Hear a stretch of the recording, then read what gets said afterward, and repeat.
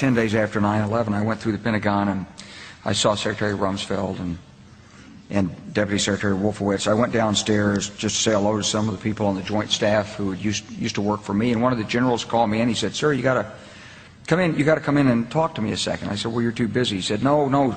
He says, "We've made the decision. We're going to war with Iraq." This was on or about the 20th of September. I said, "We're going to war with Iraq. Why?" He said, "I don't know." He said, "I guess they don't know what else to do." So I said, "Well, did they find some information connecting Saddam to Al-Qaeda?" He said, No. He says, "There's nothing new that way. They just made the decision to go to war with Iraq." He said, "I guess it's like we don't know what to do about terrorists, but we've got a good military and we can take down governments." And he said, "I guess if the only tool you have is a hammer, every problem has to look like a nail." So I came back to see him a few weeks later, and by that time we were bombing in Afghanistan. I said, "Are we still going to war with Iraq?" And he said, "Oh, it's worse than that."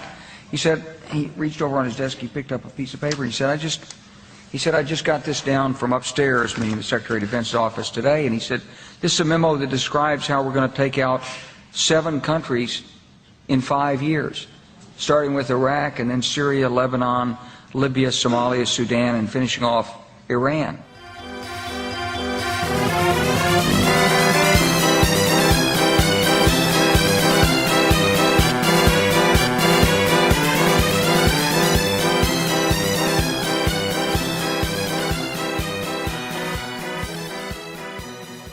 Ja, das wird immer schlimmer.